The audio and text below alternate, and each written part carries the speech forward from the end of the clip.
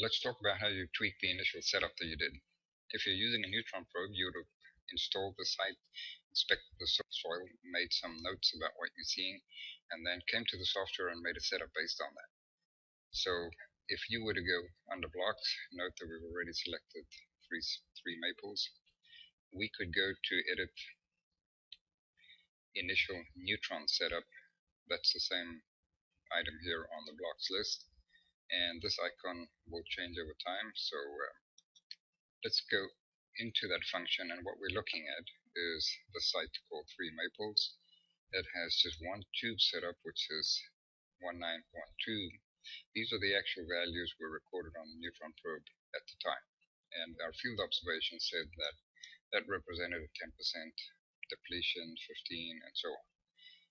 After looking at the data over time, you might say, well, I'd like to rethink that. Maybe this was actually a minus 15.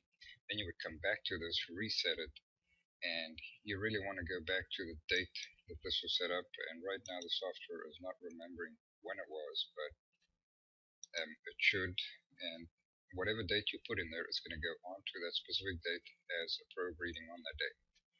So this is the default calibration you've been using for the block, and it would necessarily be the same one. You can then make a note here.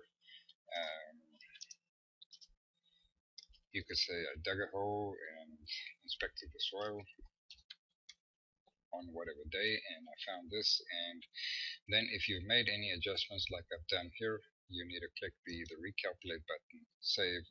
It'll go and recalculate the data from a specified starting date.